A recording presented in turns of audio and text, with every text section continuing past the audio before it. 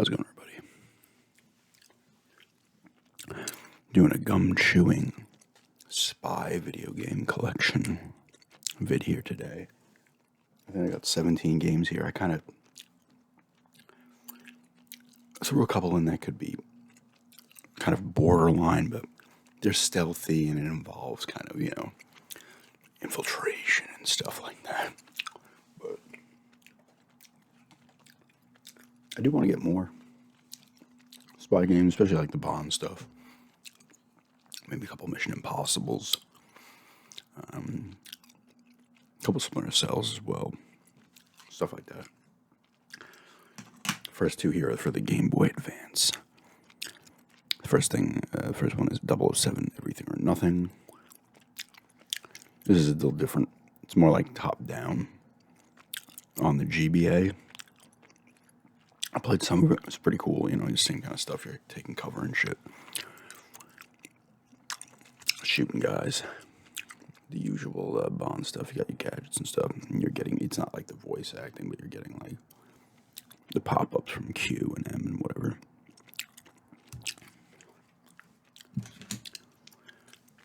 Spy Hunter. Gotta put Spy Hunters in here because there's literally just spy in the title.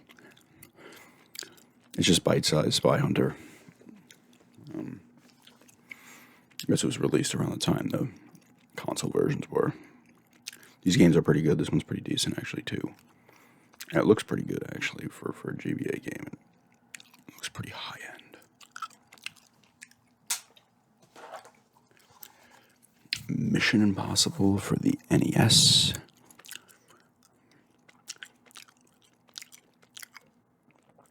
This one you could use I know this because this is Jim Phelps. I know. I forget the other guy's names. I have the manual somewhere, but you go into levels. It's like top down, similar to like Metal Gear, and you go in and stuff. And I think if your guy gets grabbed, he's caught, and then the next guy you have goes in and stuff. And each of them have like unique abilities or whatever. I didn't play a ton of it. I got this one at the video game trading post for, I think it was $5, and it had the manual with it as well, which is cool. And the card is in a really good shape, actually. Continue on with the cartridges. Mission Impossible for the Nintendo 64. This is a cool game. I used to rent this. I rent this like 2 or 3 times when I was younger. And solid game. It follows the first movie, the first Tom Cruise movie. It's pretty good. You're doing the stuff I remember you doing. I don't think actually, did I beat it? I might have gotten up to the point where he comes down the vent and you're on the cables and you got to stay. You can't touch the ground. He's got to get the information. And Jean Reno is holding him. I remember it being pretty cool. You use different disguises and stuff like that. And same thing, you got gadgets and shit. It's funny, actually, on it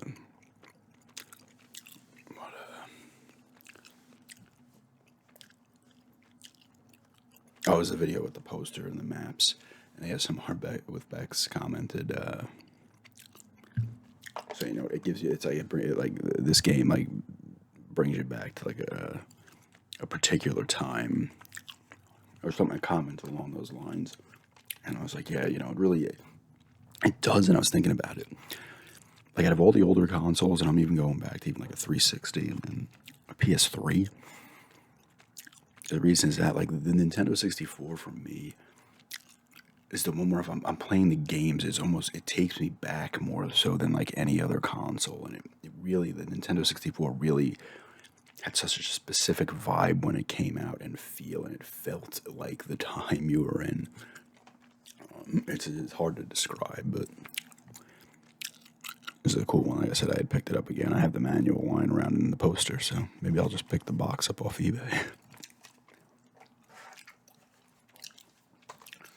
The World Is Not Enough.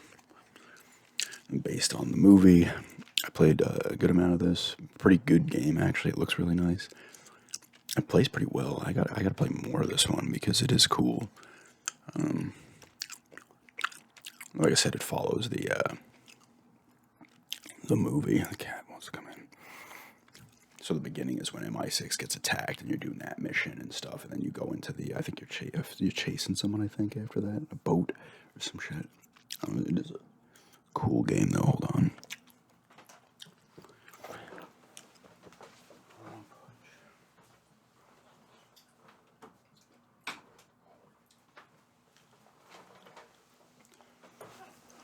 Oh, there she is. I can't see her now, but she's climbing up her stairs onto the bed. And the last one is the benchmark. GoldenEye 007, Nintendo 64. Fantastic. This is actually not my copy. This is my friend's copy, but I have it here because we played multiplayer here last time, so he just left it here. This game's awesome. It's still the multiplayer for me. Like, me and two friends play. We can't get that fourth anymore. Back in the day, everybody was giving it a play, but we'd had like 6 or 7 people that like loved playing it. And then everybody else would just be like, I'll give it a shot. And they'd play a few games or whatever, and they'd be like the cannon fodder because they didn't know what they were doing.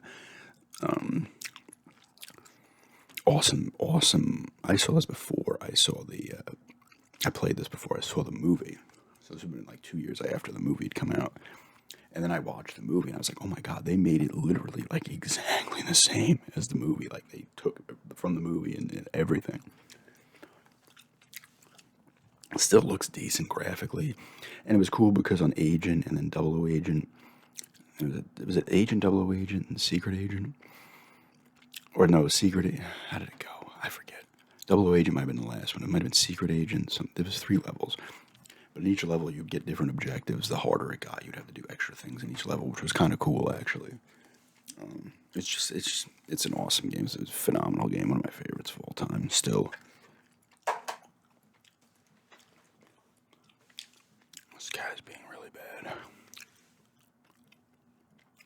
You can't come over here. She wants to attempt to look out the window, which is right behind the laptop. I see this is one where Metal Gear Solid: The Phantom Pain. I threw in here. I would almost consider the earlier ones more of the spy stuff. This one is still in that vein. You're still sneaking around, but it's a bigger open world type thing.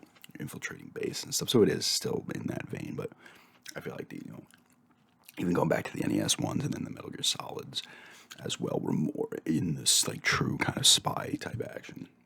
This one's more. It kind of is an open world, but it's still pretty cool and it looks amazing. You're playing as well, I don't want to spoil it. Who you're playing as? Is it Big Boss? Is it a clone? They somehow have to play like Hideo Kojima needs to like play this back into the original NES one, and because he wasn't thinking that far ahead back when he made that one, which why would he be? You have to somehow link them in completely like nonsensical ways. But the games are amazing, and like I've talked about the stories in the past. While they get like at certain points they're cool, and then other points it's just they start talking and they just go on and on, explaining all this crap, and you're like, what? And GW and this, and it's like, what are you even talking about? But the gameplay and graphically and the voice acting is always excellent. So they are great games. I just think some of the stories are a bit much. And this is another one. This is a sealed copy. I'd played this on the Xbox One. Deus Ex: Mankind Divided. But my fiance got it. It was on like on my wish list, and she just grabbed a bunch of those games for like Christmas or some shit, because it was like $6 or something like that. Same thing with the games with Human Revolution and Invisible War, and that was the first one, Conspiracy. These are the same thing. You have gadgets and powers because you're augmented. This is Adam Jensen. You use him in this one in Human Revolution. He like is fully human, and then he gets in this accident. He's a security guard. He works security. Big explosion. His whole body gets fucked in, and then he's like pretty much almost all robot except like his head, and I guess some of his organs. These games have cool choices. It's always fun. I love the look of these games, like that futuristic look they pull off, and even Invisible War as well. I just always like that feel, especially this one, Human Revolution. But this was a good one. Like I said, it's stealthy. It's kind of spy-ish. You know, you're going in, you're sneaking in through vents and stuff like that. But yeah, it's an awesome game. If you've never played this game or Human Revolution, they are dirt cheap. Especially like if you get them, because that's what I did. I bought Mankind Divided on the Xbox One digitally because it was like $5 on sale. It's one of those games that goes on sale every time there's an Xbox sale. This game is in it. I need to get more of these in this series. This is Splinter Cell Conviction. Yeah. This game's awesome. Like, I remember when I first played this, I was just, like, blown away, like, graphically, and I'm sure it still looks fine. I have not popped it in a while. But it looked so good. It did the stuff. I want to say this might have been the first game to do it. I don't know for sure. Where they would have your objectives pop up on the screen, like, in the background. Like, you'd be in, like, the bathroom, and all of a sudden this thing would come up top, like, take this guy out or whatever. And that was kind of cool, the way they presented your objectives when you were doing stuff. This one, you're Sam Fisher, obviously, again. Was this the... I want to say this is the last one Michael Ironside voiced. I'm pretty sure somebody else voiced him in Blacklist. Which is a cool... Did they make one after that one? I played a good amount of Blacklist on the Wii U of all systems, and it was cool. At that point, you're like, your base is an airplane because the shit's really gone down, and you're like infiltrating places. So this one, I forget, it's something to do. You end up in the White House at the end.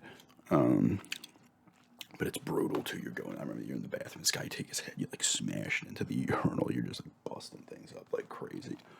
And the gameplay's always fun. And this one isn't.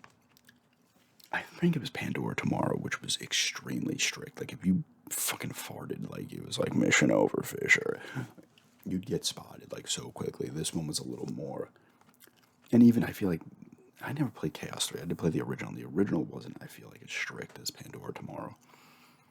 And there was other ones, Double Agent as well. Did I ever play any Double Agent? I can't remember if I played some Double Agent. There might be one other one too, I'm forgetting. Pandora Tomorrow, Chaos Theory, the original. This one, Blacklist, Double Agent. Was there one other one? I don't know. This is an awesome game.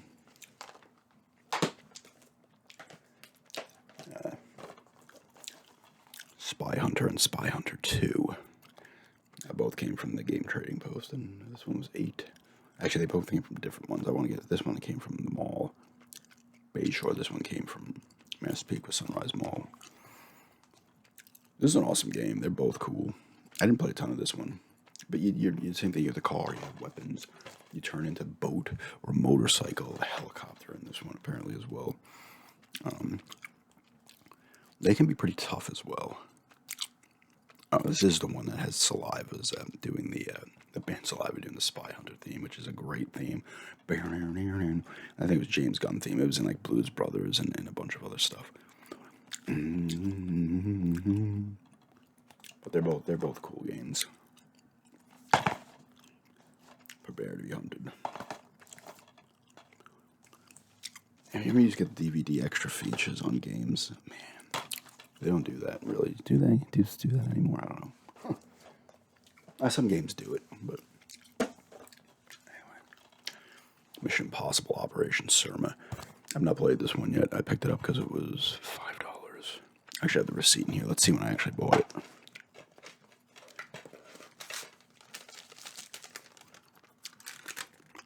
Oh, I bought this when I bought Spy Hunter, the first Spy Hunter. Where's the date? 12/12/2020. So, over 3 years ago. A little over 3 years ago.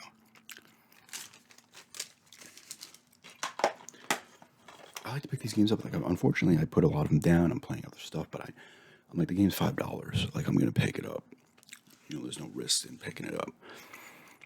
And you never know. I mean, games like this are in particular not going to just all of a sudden be $30, $40. It's just not going to happen. Over time, they might gain a couple of dollars in value, but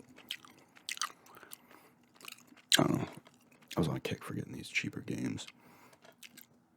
I do need to give this one a play, though. Looks like I do some cool stuff.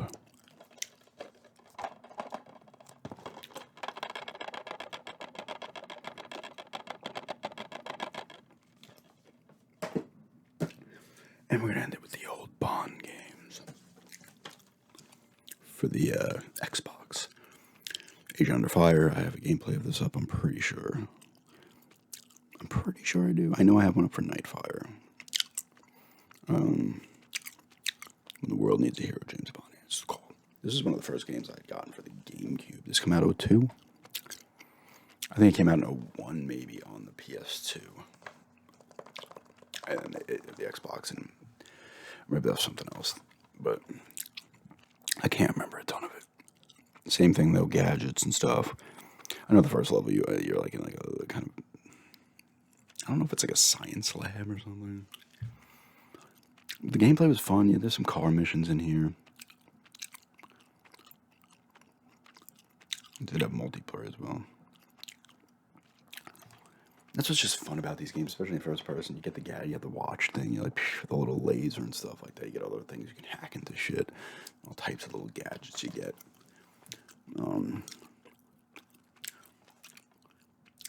This one wants to show Pierce Brosnan's face, but they're like, no, we don't have the rights. But here you get his face. They use his likeness in this one. Nightfire. I think this one's better than Agent Under Fire. Like I said, I think you're a bit space in this one at the end. Same thing, car missions and stuff. It's the same kind of stuff, but it's fun. And they were good. The Bonds during that generation were good games. In my opinion, they were good games.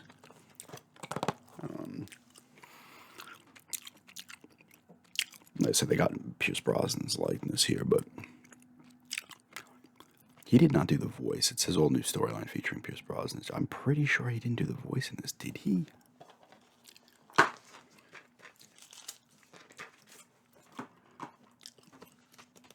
need to look. Oh, the cat's being annoying. She's making noise. I don't see it here. So I gotta finish this up because she's gonna be a pain in the ass now.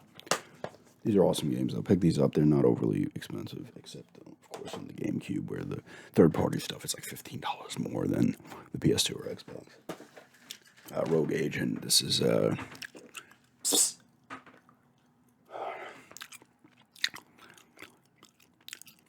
you don't play as Bond in this. You play as an MI6 agent who goes rogue, obviously, and you get a golden eye because something happens. I thought Bond died in this one, but I'm pretty sure he doesn't. And this has classic Bond enemies that I think you work for, you're working against. I don't know. I didn't play a ton of it. It was not as good as the other two. It was more almost basic corridor shooter, this one, compared to the others. Everything or Nothing, they put it into third person. This one, this does have Pierce Brosnan as the voice and a bunch of other actors. Willem Dafoe, John Cleese, you have Judi Dench as M. John Cleese is Q. He was playing Q up in this port, or he was in the movies with the original guy who played Q. Oh, she's really being annoying. But you take cover and shit, and it's just, I don't know, it was a cool fucking game. Unprecedented variety missions. I did not realize this had two-player co-op mode. I did not play it. I said at the time I got this, it was $4. The funny thing is, like these games, these retro game stores, their prices typically will go up over time. Some games will go down in price as well, though. It's not more often than not it will go up, but I feel like you can't really find $4 games at the game stores, at least on Long Island, the ones I go to anymore. And this was I probably got this in 2020, maybe 2019. It's a fucking great deal. And from Russia with Love, which I have not played yet, this has Sean Connery's likeness and the voice. I assume you're just following the movie's storyline and stuff, but I do want to play this one because it's in third person as well. But yeah, that's just a collection of my spy video games. I want to get spy-related video games, and I want to get more of them. But anyway, thanks everybody for checking this out, and have a good day.